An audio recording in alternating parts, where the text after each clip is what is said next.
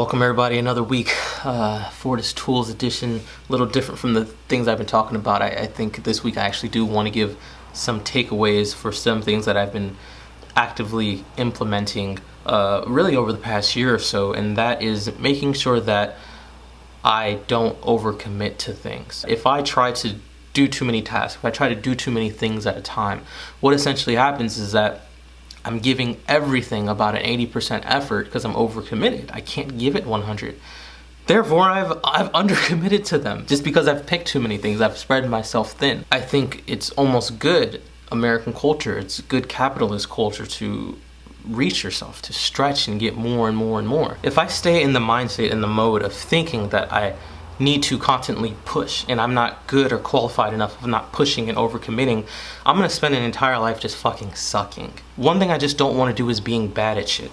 It's hard to look inside of yourself, I think, and accept that, you know what, I'm not good at doing 7 things in my life at one time. Albeit a bit boring, I'm just gonna pick like fucking 2 things. And I'm gonna do those 2 things extremely well. And dude, yes, it's boring. I think that's the part that we're not good at, is knowing that I'm bored, I need to put in a new commitment, something to ramp myself up more. Overcommitting, I think, is only possible when things are going well. The problem is that we're not respecting that things can go wrong. Things can go off path, things can go astray, and you won't have the energy or room to give those 2 really quality things you picked some extra focus because we're too busy and too occupied spreading ourselves across things that don't matter when we've taken away from the main commitments that we need to be doing. And now we're undercommitted to everything because we have our hand in too many cookie jars at one time. There's been a few things that I think I remind myself going about this to kind of deal with the issues of making sure I don't fall back into the pitfalls of overcommitting. 1, leave room in the tank for hard times. What I mean by this is pretty simple. I don't ever book myself to 100% commitments. I need some room in my day for emergency.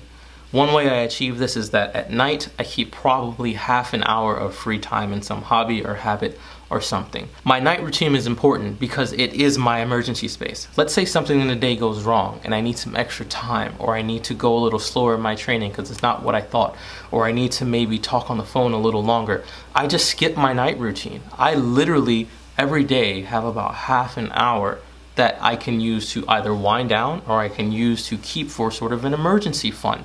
So I can give extra to those commitments. I have some pool of time and energy that I know it's okay I can give to this if I do go over my quota for what it generally needs for the day. There's a Sun Tzu quote that kind of goes with what I just said that I love. If he sends reinforcements everywhere, he will everywhere be weak. If I have 10 things I've committed to and I'm trying to pull time out of it, but I don't have it, it's not going to happen.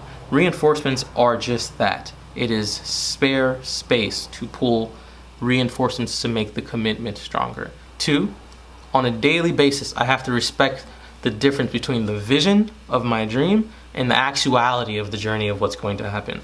This, in short, can be called the Dunning-Kruger effect, which means that in the beginning, I have this absurd amount of confidence because I just don't know out of sheer ignorance what's going to come up, what's going to happen. And in those efforts, I commit to a bunch of things because in my mind, I think they're easy, right? My ego foresees my best self, right? That's what my ego is for. It's there to make sure that Ryan gets the best play, that Ryan gets the best hand, that Ryan gets the best shake. And I appreciate it being on my side. But ego doesn't know what's going on.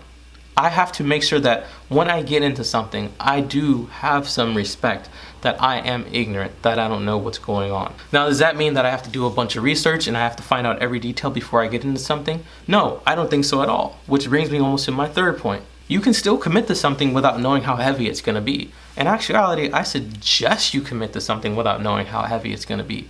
I would never have done 80% of the things in my life if I would have gotten into them if I knew all the details. It was because of my confidence in the beginning that it got me into the game. I think there's a natural phenomena in all of us, right? That our ego says, you can do this, you will fucking murder this, go forth and kill it. And you're totally unqualified. But I think having that healthy narcissism is good to get you in the gate, and you'll learn as you go and you'll learn on the job. I think in short, you should just leave a little bit in a tank, Respect that you don't know what the journey is going to be, and know that you just don't know all the answers. Know that you're just going to learn this thing as you go. Don't jump to conclusions thinking this is easy, this is going well, I need to add more, I need to do more. I think that's one of the worst things that you can do, possibly. Respect that you have a few things and you need to make these things quality.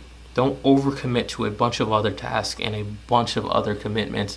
Just say, hey, I'm going to stick here. The road may get rocky, it may get a little more difficult, because the only way that you can truly be number one in something is by being number one in that thing, not number one in 28 million other things. With that said, I feel like I have plenty of space and room to operate in this prep, and I think that's why it's going well so far. 18 weeks already to the first show, man. Crazy. So that's all I got for today. If you like the video, please like the video. If you don't like the video, then don't like the video. Like, share this, comment. As always, I like seeing people's outlook and perspective on stuff like this. Talk to you next week.